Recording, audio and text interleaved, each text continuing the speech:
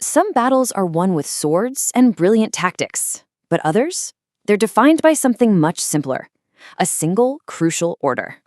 Today, we're diving into the story of the Battle of Uhud, a conflict where the real fight wasn't against the enemy army, but against the temptation to disobey. All right, so let's set the scene. The year is 625 CE. The Kuffar of Mecca, still furious about their defeat at the Battle of Badr, have put together this massive force. And their goal isn't just to win another fight. Nope. According to our sources, they are marching on the city of Medina to wipe out Prophet Muhammad and the new faith of Islam for good. So, as the Muslim army marches out to face them, the numbers are already looking pretty grim. You've got just 1,000 Muslims getting ready to take on an enemy that is 3 times their size. The odds are just completely stacked against them from the get-go. But as big as that army was, their biggest problem wasn't the enemy in front of them. The real danger, the one that would change everything, was actually brewing inside their own ranks.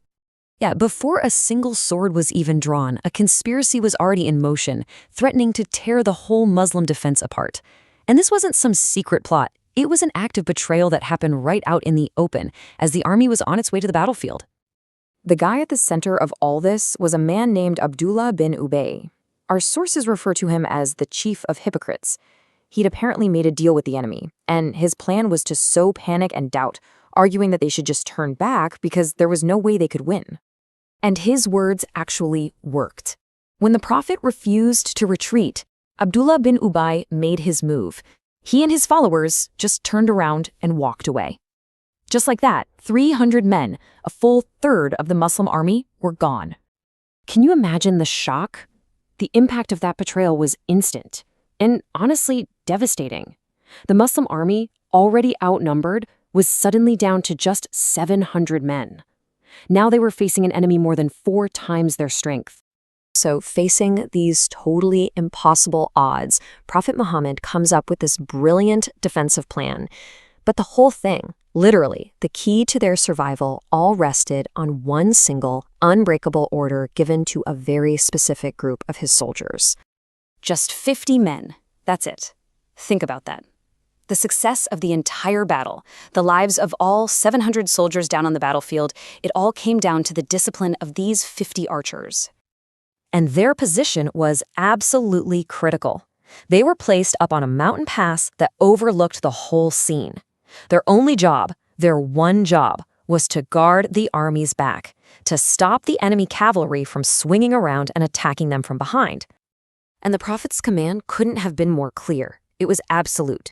Do not leave this spot. I don't care if it looks like we're winning. I don't care if it looks like we're losing. You stay right here until I personally send someone to tell you to move. As the battle kicked off, the strategy worked like a charm. But what started as what looked like a surefire victory was about to flip into total chaos, all because of one fateful split-second decision. Despite being so outnumbered, the 700 Muslims fought like lions. They completely broke the Kuffar lines, and the bigger enemy army actually started to retreat. Now, from way up high on that mountain, the 50 archers are watching this all go down. To them, it looks like the battle's over. It looks like they've won. And right here, this is where it all goes wrong. They see the retreat, they assume victory, and in their excitement, most of them forget their strict orders. They abandon their post and run down the mountain to celebrate. But a brilliant enemy commander, a man named Khalid bin Walid, sees it. He sees that wide-open pass. And in a flash, Khalid swings his cavalry through that now undefended pass and just slams into the back of the Muslim army. The tables turned in a heartbeat.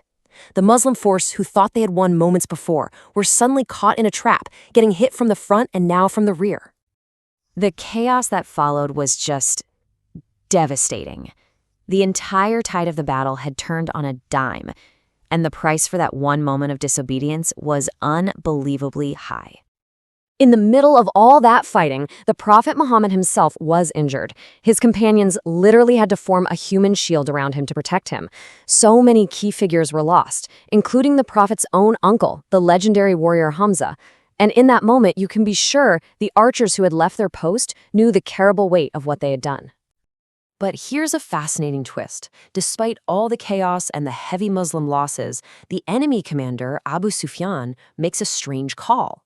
He decides not to press his advantage and attack the city of Medina itself. He was worried the Muslims would fight even harder to defend their homes, so he just turned his army around and headed back to Mecca. So why? Why did all of this happen? Well, the source material frames it very clearly. The Quran explains that this entire event, the amazing victory, the terrible reversal, all of it, was meant to be a profound test from God for the believers. And that leaves us with a big question, right? If the Battle of Uhud was a divine test, what exactly was the lesson?